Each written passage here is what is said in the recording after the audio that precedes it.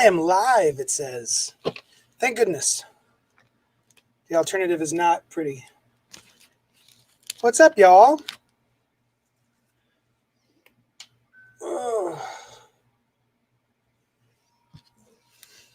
Getting a late start today. It's 4:30. And I'm waiting to see if anyone shows up. Ah, there's somebody. I see a somebody. Hello, somebody. Let's see, go to my comments. Boop. How's it going? All right, so how y'all doing?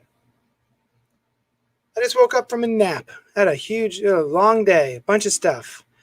So I laid down with my wife for a couple minutes, and then I came here to do this, and then I got to do the subscriptions, and then I got a commission to do, and tonight's movie club, so much stuff. Hey, Eric. How's it going, buddy? I'm tired. I see you've been playing music. I keep seeing pictures with you with a guitar.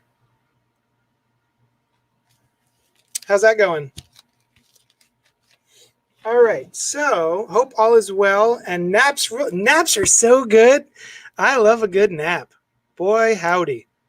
I want to make a heavy metal font t-shirt with like all the gnarly branches and stuff, but it just is like naps. You've gone full country. I see. Looks like fun though. Looks like you're having a good time. I really like there was a picture of you and Chris, and you were like taking selfies, like dueling selfies. That was cute. Punk rock retirement plan. That's true. I've seen so many punk rockers and people in punk rock bands. Now they have country albums. All right, so I'm going to start with DC first. I was excited about this because I like Ben Caldwell, and he did this cover for the Justice League Unlimited Galactic Justice, and I thought, that looks like old Ben Caldwell. That doesn't look like new Ben Caldwell, but it got me excited for like a Ben Caldwell comic from DC. It is not that. It is a adorable little anthology of DC's animated series comic books. So that's kind of cool. And so I messaged it to Ben Caldwell, and he was like, man, they've been getting a lot of miles out of that one image I did. Apparently they keep reusing this image of Ben's, but that's pretty cool. I wonder if he keeps getting paid for that. I guess not. I bet they pay him once, but I don't know. All right. So there's something I'm really excited about this week besides Three Jokers.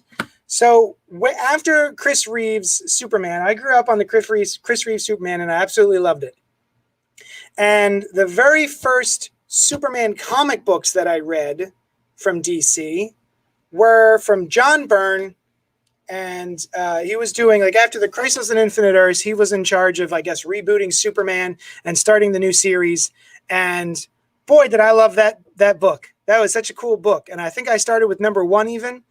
And they're finally reprinting it in a nice little hardcover, Superman the Man of Steel by John Byrne, Marv Wolfman, Jerry Ordway, and Dick Giordano. And this is the stuff that made me like Superman way back in the day.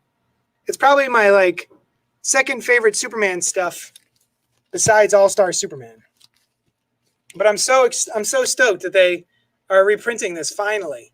I got it a couple days ago, and I already started reading it, and I'm just loving the hell out of it. This actually starts with Man of Steel. There was a Man of Steel miniseries, which was 5 issues, 4 or 5 issues, and then it started the actual Superman series.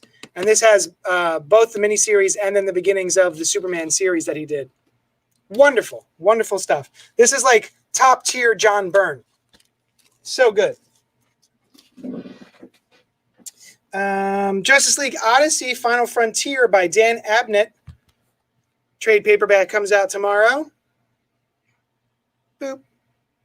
For a while there were 3 Justice League teams. There was Justice League Dark, and then Justice League Odyssey. And so this is like the cosmic Justice League book. When Lois lifts Clark's weights, kills me. I don't remember that. I got to get to that part. I'm still in the beginning. With like the first issue, I guess, was his origin story, and then arriving at Metropolis, and then getting the scoop on Lois. That's so great. Classic. Deceased Unkillable. So there was a sequel to Deceased. There we go. There's a sequel to Deceased, and it's not even really a sequel as it is a side quill, because it takes place during Deceased, and this is basically a team of vigilantes and villains who are dealing with the same outbreak of the anti-life equation, which makes these sort of like zombie creatures. And they made a nice little hardcover of that to go along with your Deceased regular hardcover. This is just as fun as the original Deceased. Not to be confused with Deceased Dead Planet, which is the actual sequel, which takes place 5 years later, which is going on now in issues. This is like the 3 issues. Yeah, Deceased Unkillables 1, 2, and 3. Boom. Hello, everyone, says Samuel David. Hello, Samuel David, says everyone. Action figure expert. Side quill, is that even a word? Probably not. But it's a sequel that takes place aside, next to it. Also, Batman by Grant Morrison, Omnibus Volume 3. I have a subscriber for these, and he already has the first 2, so I got him in the 3rd one. But I like that cover. Batman by Grant Morrison, so weird. So weird. And some of it is so very, very good. Not all of it is so very good, but I think a lot of it was. There's a lot of really interesting stuff in here. And it sets up, Final Crisis, which I hated. And kind of the Dark Knight's Metal stuff, actually, believe it or not. This has Batman Incorporated, Batman Incorporated Leviathan Strikes, Batman The Return. So yeah, I guess this is maybe the end of it. I'm not sure. I'm not sure if there's going to be a 4th one, but here's the 3rd one. All right, did that. Boop, boop, a doop. Single issues.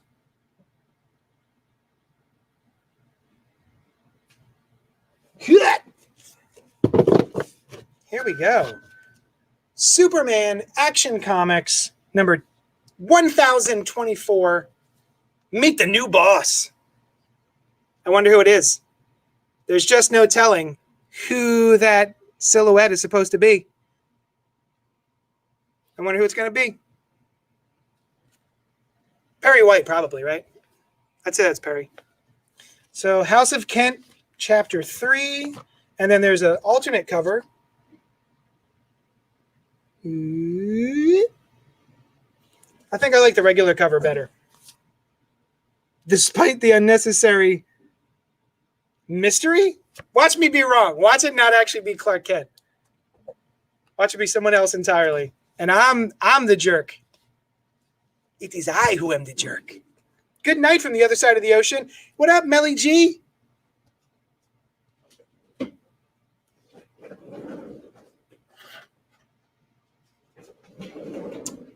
Amethyst number 5 by Amy Reeder. This has been a really cute book.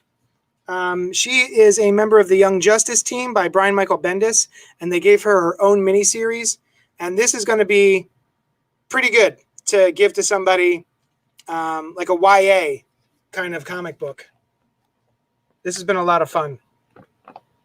Basically, she's a girl who grows up, and I think when she hits 13 or 16 or something, she finds out that she's actually a princess of an entirely different race of people. And she goes there and discovers that all of her people are missing, and including her like birth parents. So she goes on a quest to figure out what happened, and none of the other people on the planet will help her. And it may be that what she thinks her community is like, her people, maybe not as beloved as she thought they were, including her parents. So yeah, this is pretty good. Amethyst. Hey, Callie Grace. Next up, Batgirl Joker War Collateral Damage, a Gordon family affair. Oh no. That does not bode well. Originally, I kind of thought that was the Red Hood. Red Hood, right? No, either Red Hood or Arsenal because of the red hat. Maybe he's a manga guy. I don't know. I'm pretty sure it's her sister, her brother. Woof, her brother. I told you I'm sleepy. The previous issue, number 47, where she deals with the Joker, awesome, so good. So I'm curious to see what happens in this one. That's number 48, and it's got, ooh, look at this cover. Oh, I like that very much. Hot dog. That's lovely. Who is this? It's a secret. Also, the interior art's real nice, too. By, I think, Robbie Rodriguez.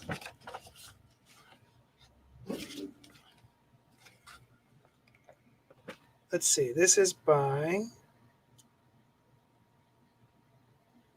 That is not Terry and Rachel Dotson. That's a bunch of bunk. Yeah, that's not the Dotsons. Get out of here. I think that's a misprint.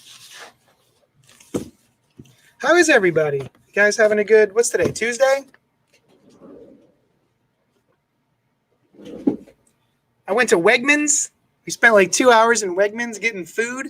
Boy, we're new Wegmans converts. That's a really fun little, not little, it's huge, supermarket. Batman Beyond number 46 by Dan Jurgens. 4 against the Freeze. I don't think I've ever read a full issue of Batman Beyond. I like the cartoon, though. And also, oh, look, from Peter J. Tomasi's Batman and Robin run, that was like Damian's pet bat. What was his name? Oh, I forgot about that guy. That's kind of cute. I like that. I like that they brought him back. And there's like a Batgirl Beyond in here. Man, that's kind of cute. All right. Batman Superman number 11 by Joshua Williamson and Clayton Henry with a cover by David Marquez where they go up against the Ultra Humanite. Ultra Humanite Unleashed. Told you. The last issue of this was a lot of fun. I'm definitely going to read this issue. Ooh, and, oh man. Jay Lee alternate cover. Spooky. Ooh. Pretty nice. Doing okay here, says Callie. Just looking at gross pictures of eyeballs for work. I hate it.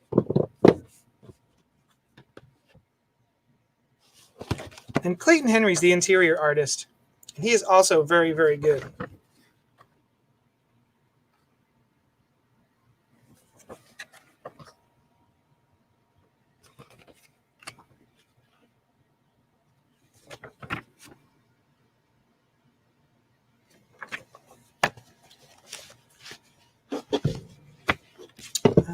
What's next?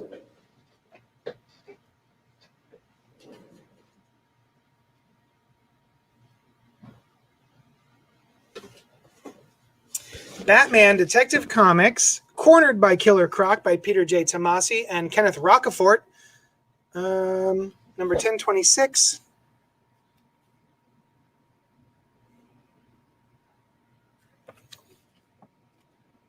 I haven't read Detective in a little bit. There's a big one coming up. Batman Detective Comics number 1027.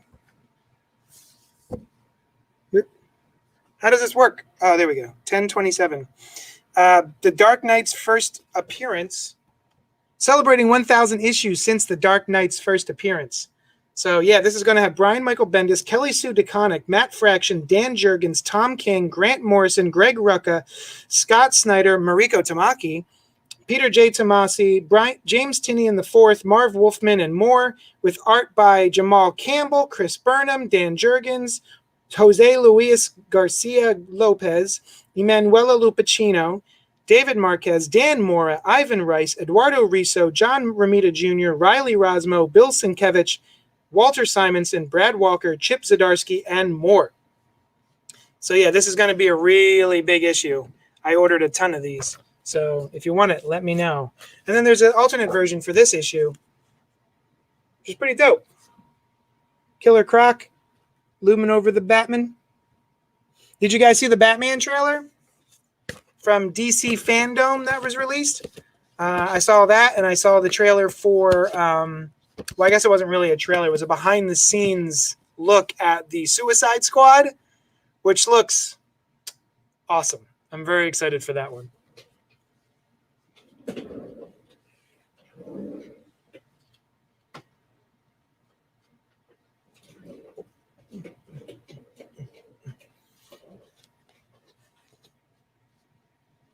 Callie, send me a gross picture of an eyeball. I want to see what it looks like. Text it to me. Books of Magic from the Sandman universe, number 22.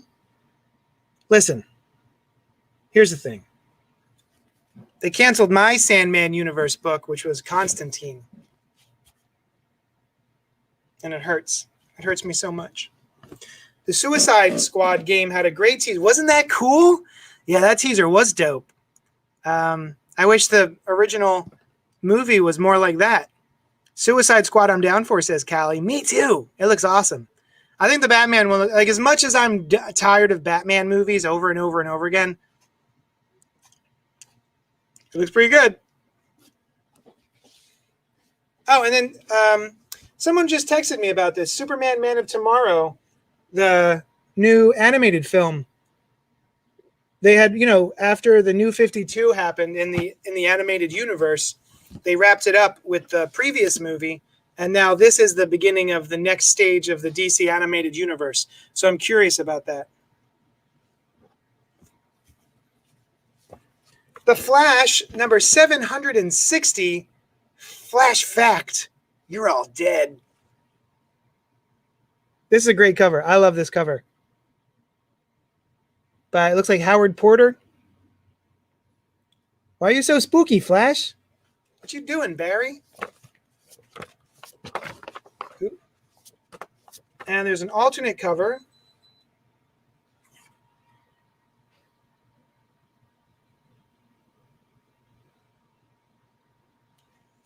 By Lee Eun-hyuk.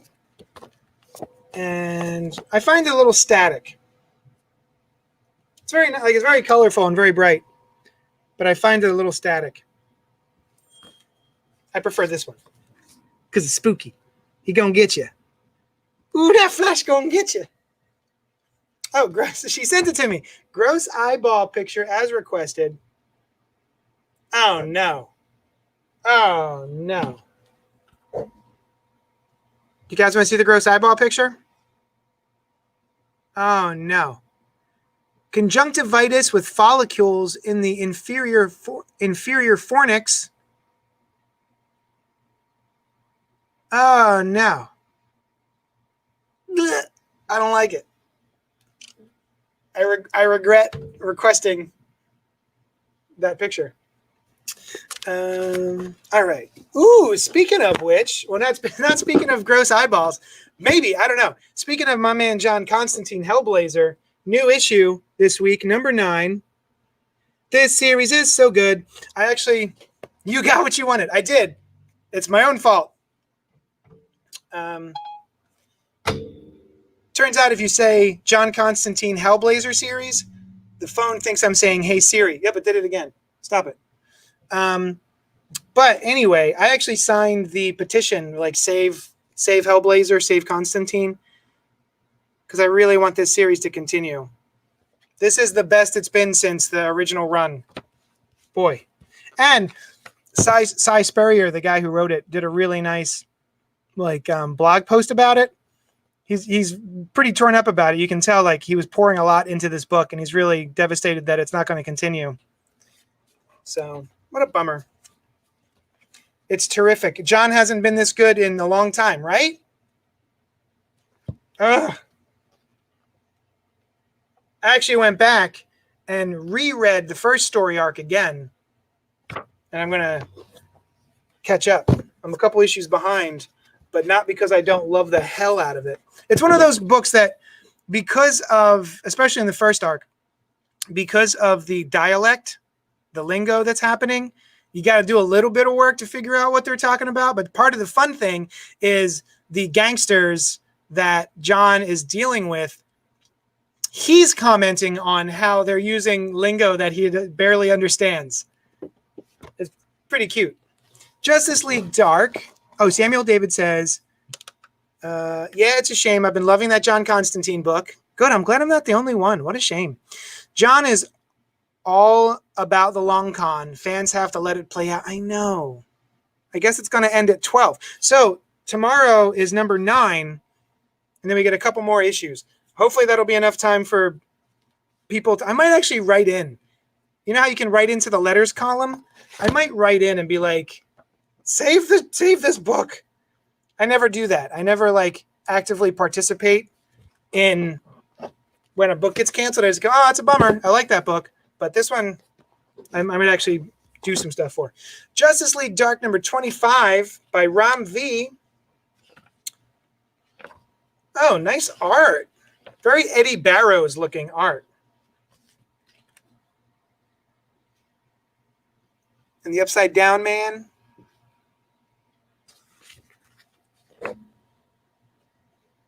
Nice. I read the last issue of this. I haven't been keeping up with it, but I did read the last issue, and I'm going to read this issue. I like the idea of the Justice League Dark. Got Detective Chimp, Swamp Thing, Zatanna, Wonder Woman, occasionally John Constantine. That's my jam. Oh, and then there's a secondary cover.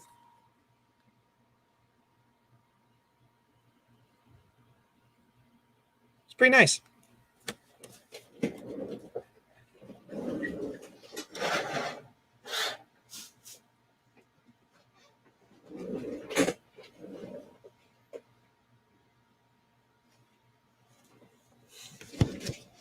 Legion of Superheroes, number 8, The Trial of the Legion of the Superheroes. Brian Michael Bendis presents a once-in-a-lifetime all-star artist event. Oh, Dan Hipp. I see Dan Hipp in here. I see Ryan Sook. I see someone I don't know. Is that Jay Lee? Ooh. Mike Allred? Huh. Dan Jurgens, classic. David Mack.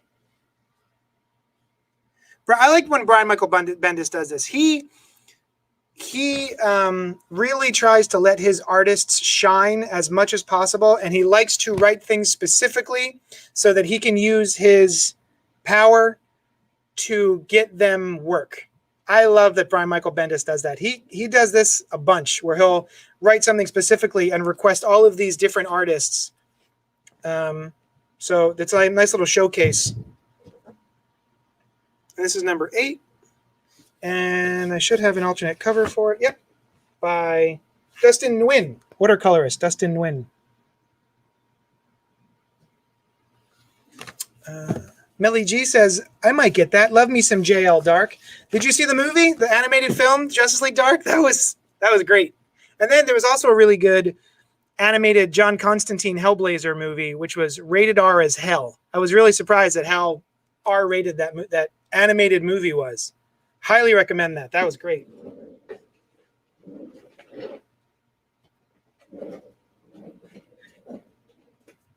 Plunge by Joe Hill.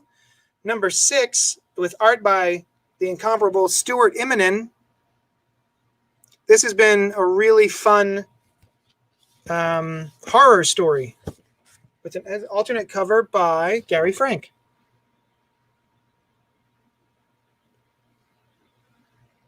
I haven't heard anything, because of all the layoffs and everything and a bunch of the books getting canceled. I haven't heard anything about Joe Hill's Hill House imprint.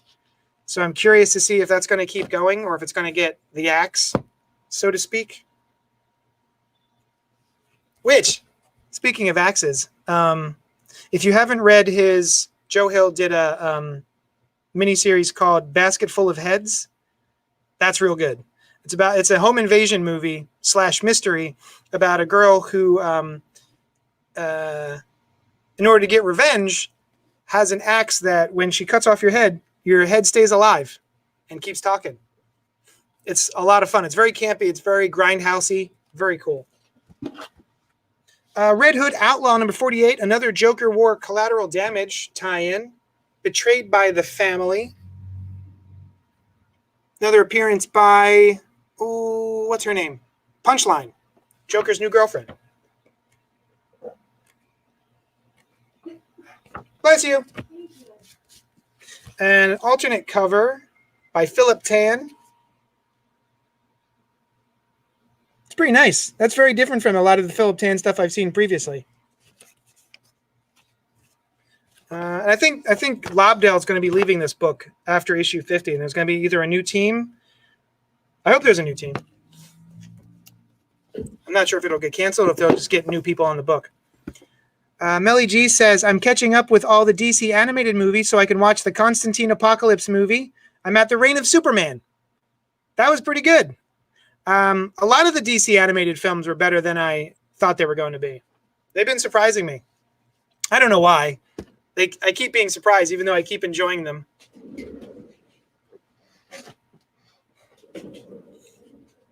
Suicide Squad number 8 by Tom Taylor, one of my favorite current writers.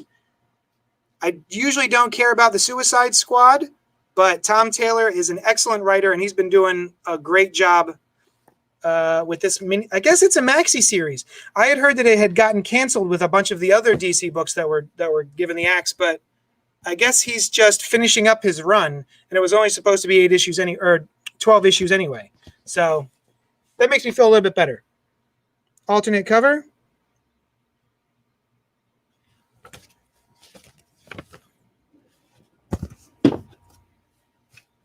Teen Titans Annual number 2. This is a very great, very nice cover. I Was Robin. That's great. Looks like Damian is walking away from the team. This is another book that got canceled. A huge shame. I was really enjoying this iteration of the Titans. Action figure expert Punchline. Is she more said this sick than Harley Quinn? Is she more said this sick than Harley Quinn? I'm trying to decipher what that says. Harley Quinn is a more interesting character. I like the look of Punchline, but they had given her a origin story in one of the, it was like an 80-page giant or something. And it was fine. She's basically a fangirl, like a Joker fangirl. And she's just in college, and she winds up killing the dean or something. In order to prove her love to the Joker, and now she's his sidekick. She's got a real cool look. It's a little over-designed, but fun anyway, especially the way Jorge Molina draws it in the Batman series. But there's nothing really to grab onto with her character just yet, so I can't really make an informed decision. But she's definitely not as fun and bombastic and personality-driven as Harley is. And Sam David says, yeah, Suicide Squad is another great series. Oh, another great series. Wonder Woman. I have not cared about a Wonder Woman series since the Brian Azzarello and Cliff Chang Wonder Woman from the New 52. Mariko Tamaki just took over this book 2 issues ago, and this is great. If you're looking for a good Wonder Woman book to jump onto, absolutely this one. Also, nice cover by David Marquez. Sadistic. Oh, action figure expert. I meant sadistic. She's more sadistic, I think, than Harley. I think she's purposely like a darker, more vicious character. Trish. Hi, Trish. How's it going? Shop looks great. Thank you so much. Eric Carlson. Yeah, you're reading Wonder Woman? Is that what you're saying? So good? It's a great start. Yep. And Callie says, I need the Wonder Womans. Also, so not only do you have a great cover by David Marquez, where you've got the needle in the eye there, looking pretty brutal. And this alternate cover, grayscale or monochromatic portrait. I want to say that this is, what was that guy? He was doing X-23, Joshua something stuff. All right, I'm looking for the credits.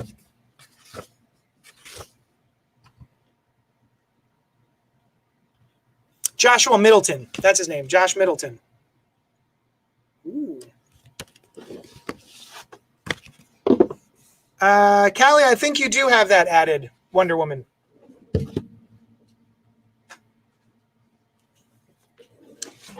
She's the only regular DC I read, says Eric.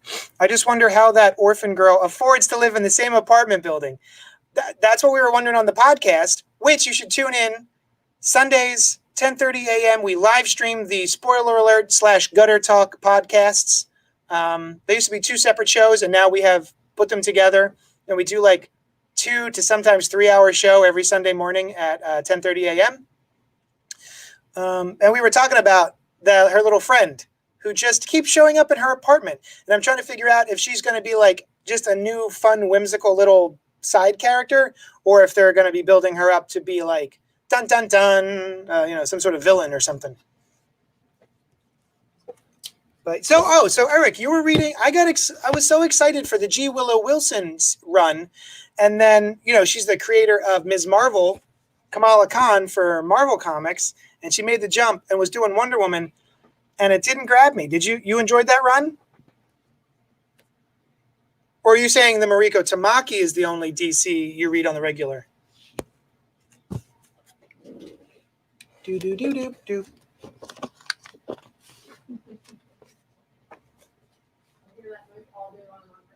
Oh, is that why that's in my head? Is that your ringtone? Yeah. Or your text alert?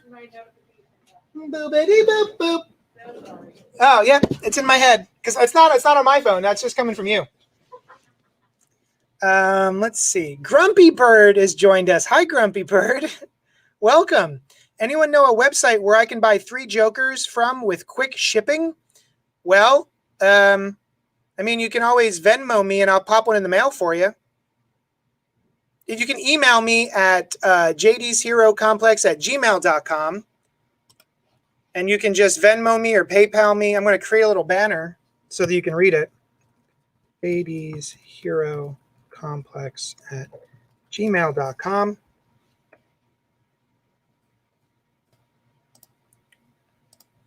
There you go. That's my email. You can email me. I have a couple extra issues. Do it quickly, though, if you really want one. Which brings us to the next book. Batman 3 Jokers. There it is. Already read it. I did a Thunder Round on it, which is a 60-second review on the YouTube, the Cult Pop YouTube channel. And so you can check that out. It's spoiler free.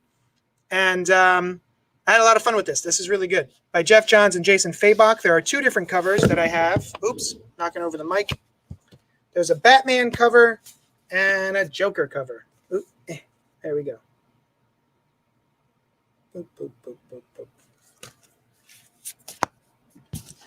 And Eric says about the G. Willow Wilson Wonder Woman, I didn't love it, but the new series start is just a ton of fun. It really is.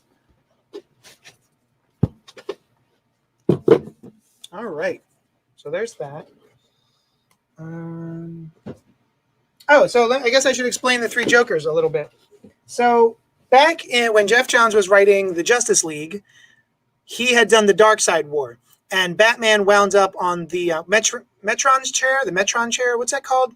And basically gives you all of information in the universe. Like you're cosmically aware of everything.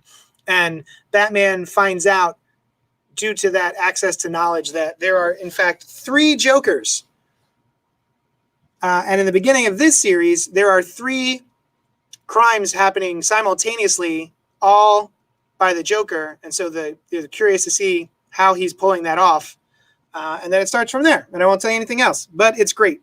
And it starts off, he's definitely using the Watchmen Doomsday Clock 9-panel grid sort of storytelling. So it's very in line with what Geoff Johns has been doing with DC recently. And I want to say it's only 3 or 4 issues, but it's off to a great start. And then I think the last thing I have for just DC is The Question, The Deaths of Vic Sage. This is one of the oversized Black Label books. And I wonder, because it was Black Label, I was under the impression that the Joker, 3 Jokers, would be one of the oversized books, but it's not. it's regular size compared to some of the other ones from Black Label. It would have been nice to see this Jason Fabok art a little bit bigger. So yeah, this is the question number 4. That's the variant cover that I showed you by, I want to say it's Andrea Sorrentino. Very nice cover. Mobius chair. That's it. Thank you. What did I say? I'm not sure. I forget what I said. And then that's the regular cover. And this is by Jeff Lemire. All right, so that's the DC stack.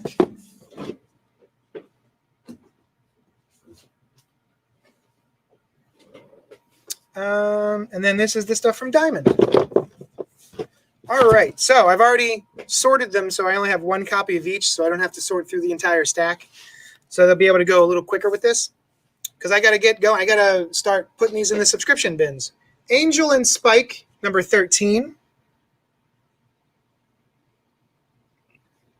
From the Buffy universe. Black Magic. Oh, so speaking of Black Magic, tonight is movie night where we do a movie hangout on Zoom and we talk about a film. Tonight at 8 o'clock, we're going to be talking about Peanut Butter Falcon, starring Shia LaBeouf. And then next Tuesday at 8 p.m., we're going to be talking about Saga Volume 1. And then we'll do another movie the next Tuesday. And then the Tuesday after that, we're going to be talking about Black Magic Volume 1 by Greg Rucka and Nicola Scott.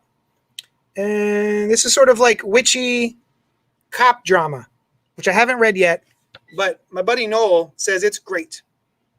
And usually that's all I need to know. If he says it's good, it's good. So I'm excited to read that.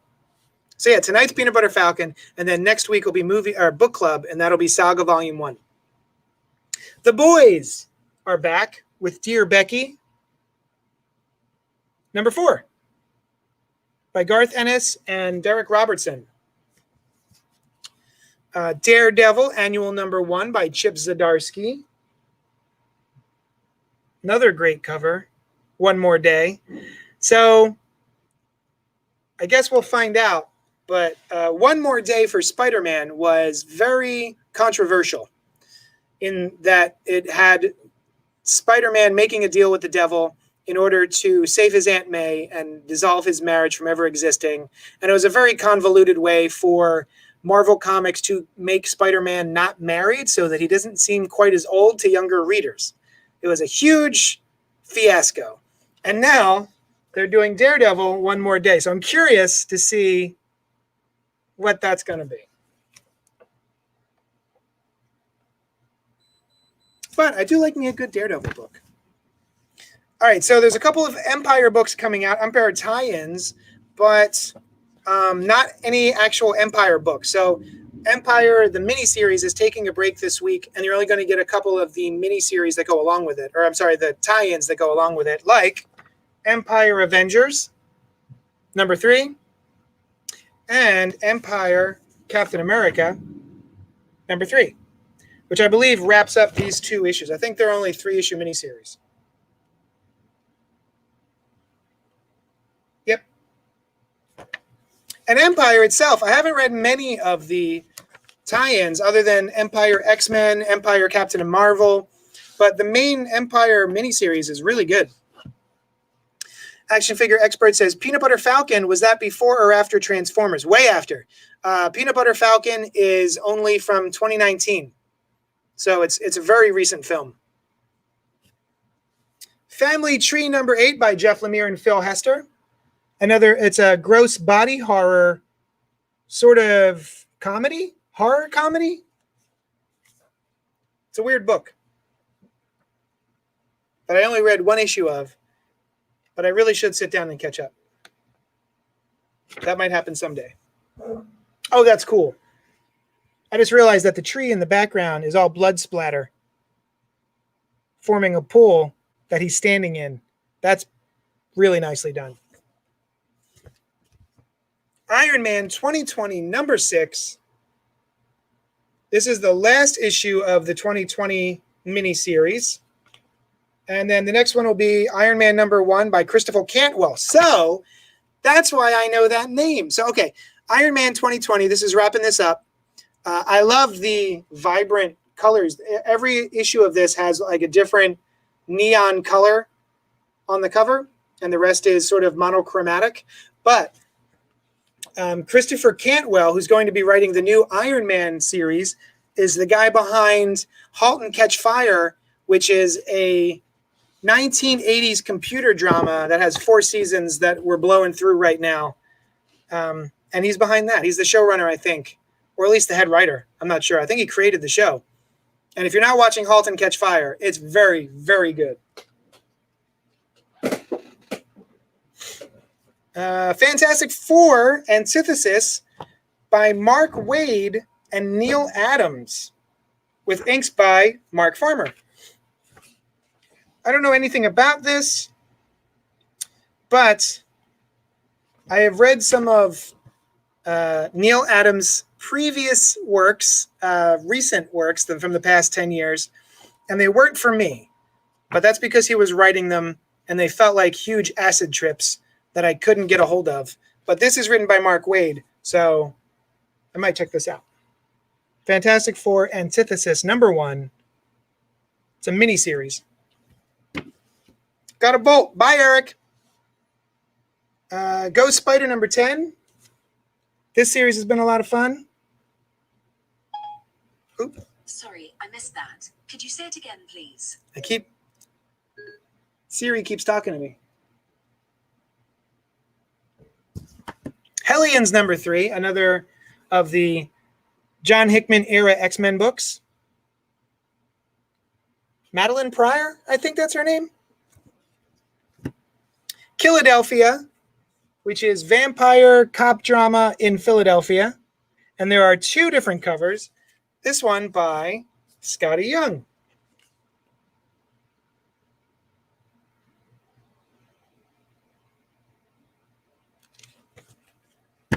Oh, so this is cool. Lock and Key, the comic book by Joe Hill and Gabriel Rodriguez, is back with a new #1. A brand new storyline. It looks like it takes place during what? World War I? Let's see. In PAL Battalions Go, one of the Lock Boys is desperate to join the war effort in Europe and turn the tide of the battle with the power of the keys. But in Flanders Fields, his army of shadows will face a greater darkness yet. I'm very, very excited for another Lock and Key series. Lock and Key is wonderful. Mega Man Fully Charged. It's a new Mega Man comic. It looks very updated.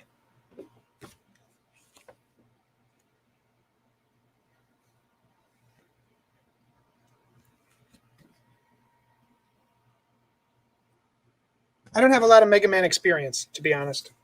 Except for I used to play the video games as a kid. But like even back then, like the storyline of the video game meant nothing to me. I just knew that the ice boards were difficult to defeat.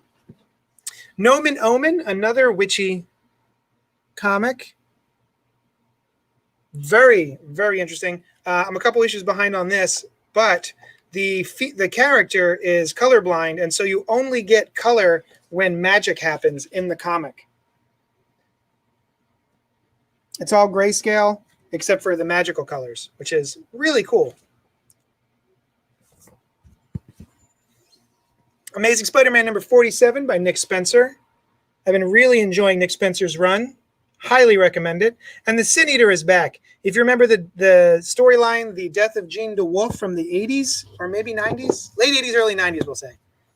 That character is actually back, and I believe it's actually him, like from hell. Spider-Man Noir #3. Dr. Aphra is back with #3, Star Wars. She's basically a Indiana Jones character, like a real smarmy, kind of sarcastic character. Is a lot of fun.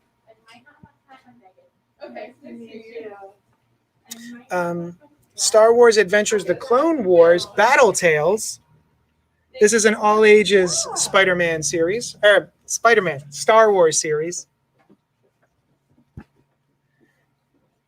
Teenage Mutant Ninja Turtles, number 108. I don't know who that is. Who's that lady?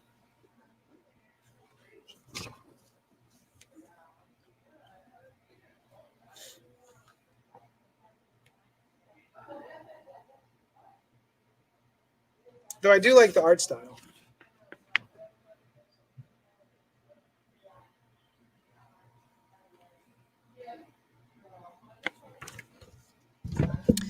That Texas Blood, which I think is a crime drama.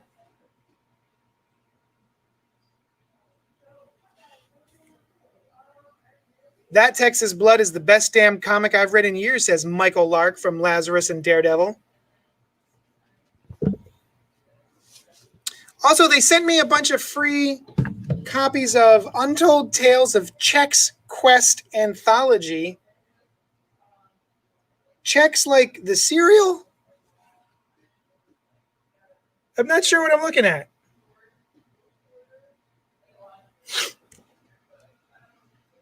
Yeah, the Chex Quest by Chex Mix. Download for free on Steam. I guess it's a new video game.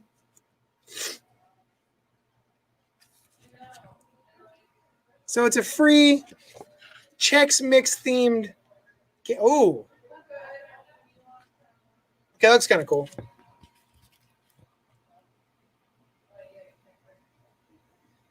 Huh. Also, Wicked Things by John Allison is back. And this is a spin-off from the Giant Days comic book, which is really great. Pick Asian also was stuff for all ages. Pick Asian also was stuff for all ages. Asian. I'm trying to figure out what that says.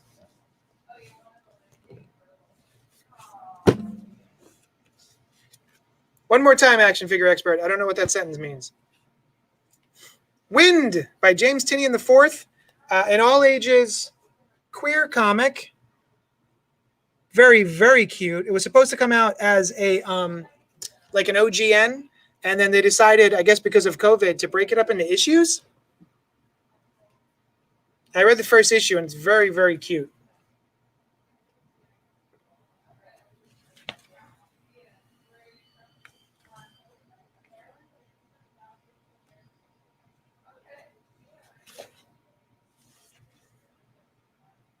Okay, maybe cute's not the word. That looks pretty gross, but it's good.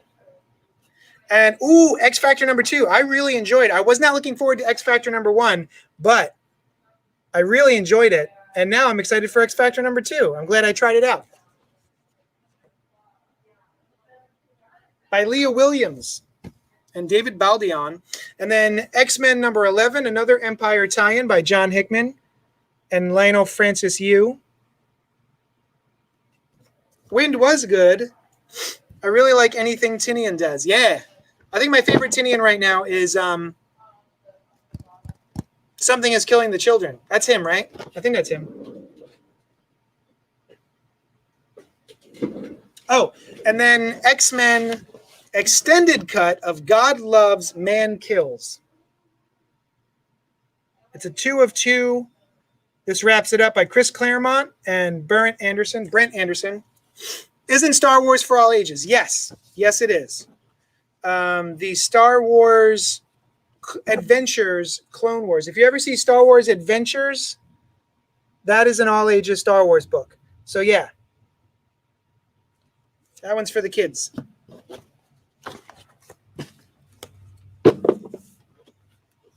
And then I got some trade paperbacks, and then we'll be done. There's an epic collection of the Proteus X-Men storyline by Chris Claremont and John Byrne. I remember really loving this. Speaking of John Byrne, this is more top tier John Byrne stuff. Back in the Claremont years. Excellent, excellent story. Oh man, yeah. I think I was reading these. I wonder if these were reprinted in like Marvel Tales or something like that, or if I was reading the actual X-Men book. But yeah, this is real good. I really, really liked the way John Byrne drew the X-Men. Specifically Storm and Wolverine. I really like the way he drew both those characters. Very iconic in the way he portrayed them. Dawn of X, X-Men Volume 7. So if you're curious about the Hickman era of the X-Men, basically you can buy them in trade paperbacks in two ways. You can do the Dawn of X, where Volume 1 has all of the number 1 issues, Volume 2 has all the number 2 issues, etc. Or you can be like, oh, I just want to read X-Men, and then you can buy the X-Men trade, which is like X-Men 1 through 6, X-Factor 1 through 6, etc. Hey, Tony. I hope everything's okay, buddy. I saw your post on Facebook. I hope everything's all right. Avengers by John Hickman. The complete collection. They're finally doing a complete collection of the Hickman Avengers stuff, which leads all the way up to Secret Wars. This was great. This was a really good Avengers run. And this collects Avengers 1 through 5, New Avengers 1 through 6, Astonishing Tales Mojo World 1 through 6, written by John Hickman with art by Jerome Pena, Adam Kubert, Steve Epting, and Nick Patera. So I got 2 copies of that. Better now, thanks. Oh, good, good. I didn't want to be nosy, but I saw your post, so I just wanted to air hug. And speaking of the Hickman X-Men, John, you can now get it in a softcover. It's finally out in a softcover. Look how floppy that is. This is the best X-Men story in over 10 years. House of X, Powers of 10, all 12 issues in one big softcover. Highly, highly recommend that.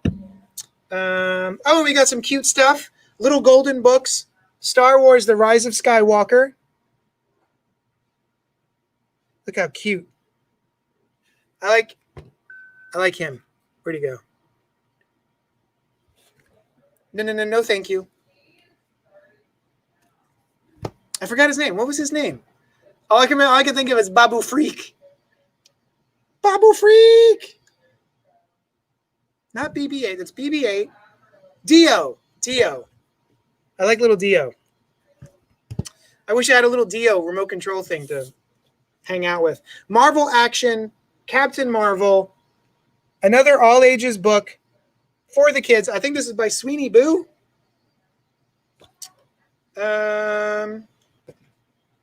Maybe I'm dumb. Or at least the cover looks like... Oh, yeah, art by Sweeney Boo, written by Sam Maggs. So you got the new Wasp hanging out with Captain Marvel. Very cute. Oh, and then we got Flamer by Mike Curato. This book will save lives, says Jarrett Krasaska, author of National Book Award finalist Hey Kiddo. This is called Flamer. I know I'm not gay. Gay boys like other boys. I hate boys. They're mean and scary, and they're always destroying something or saying something dumb or both. I hate that word, gay. It makes me feel unsafe. It's the summer between middle school and high school, and Aiden Navarro is away at camp.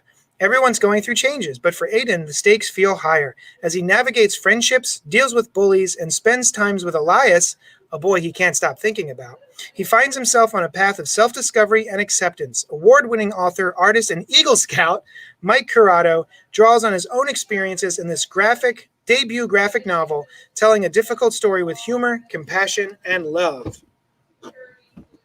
That's the back cover.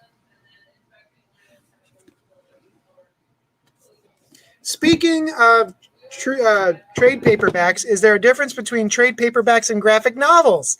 That's a great question. I think it really depends on who you're talking to. I have people who come in and they say, oh, we're looking for graphic novels. And then I have to interpret, they mean trade paperbacks. They're just looking for collections. I think my point of view is that graphic novels is a term made to make it seem like comic books aren't as lame as other people think they are, if that makes sense. Like, oh, they're graphic novels. It's not a comic book. It's a graphic novel. So, yeah, I think some people use it as a term to elevate comic books as a storytelling medium, which is valid. Graphic novels is a fine term to use. But to me, comics and graphic novels are kind of the same thing. But then there are other people who use graphic novels as, say, like, for instance, Flamer, right? The book I was just talking about. I don't think that this was produced in single issues. So there's trade paperbacks like House of X, Powers of 10. This is designated as a trade paperback because it's a collection of single issues that they've put in one bound edition, and now you can buy this in one shot.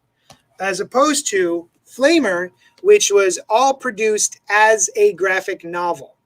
So I think it's for people to use like a term. Most novels aren't collections. Most novels are a full story, front to bottom, and that's why it's called a graphic novel, because it's being released as a whole novel, if that makes sense. So it really depends on who you're talking to. And sometimes it's up to me to interpret, is this person coming in asking for graphic novels just looking for comic books? Or are they looking for something like this, which is produced only as its own standalone book? Now, after things are out for a long time, I think the line gets blurred even more because, for instance, Watchmen could be called a graphic novel. I know a lot of people call Watchmen a graphic novel, but technically it's a trade paperback because it's a collection of 12 issues of Watchmen, which came out in single issues. So, but yeah, I'm not sure I answered your question very well. But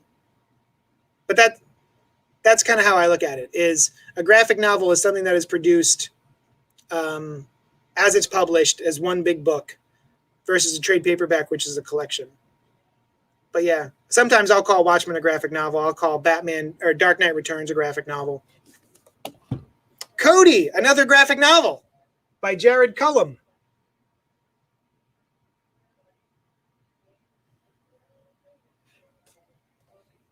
The story of two friends separated by everything in the world except love. Oh, this looks gorgeous. Look at this watercolor. It's all watercolor. Oh, I love it.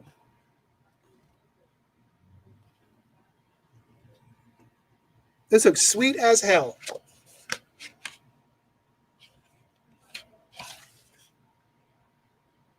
I love this style. I don't know Jared Cullum, but this looks great. And to wrap it up, I think George Takei, we had done his book, They Called Us Enemy, a month or two ago. And now they have released a hardcover expanded edition of They Called Us Enemy. It's a lovely little hardcover. In the stunning graphic memoir, actor, author, activist George Takei revisits his haunting childhood in American concentration camps as one of 120,000 Japanese Americans imprisoned by the U.S. government during World War II. Experience the forces that shaped an American icon and America itself in this gripping tale of courage, country, loyalty, and love. This was wonderful. They Called Us Enemy. Highly recommend it.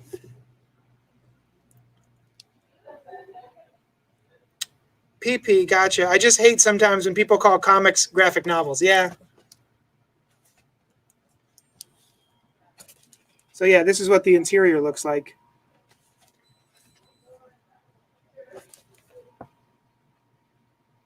Very cute. The style is very cute. The story isn't that cute. All right. I guess that's it. Is that it?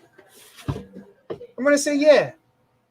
So yeah, thanks for hanging out with me, guys. I got to go sort all of this into all the different subscription bins.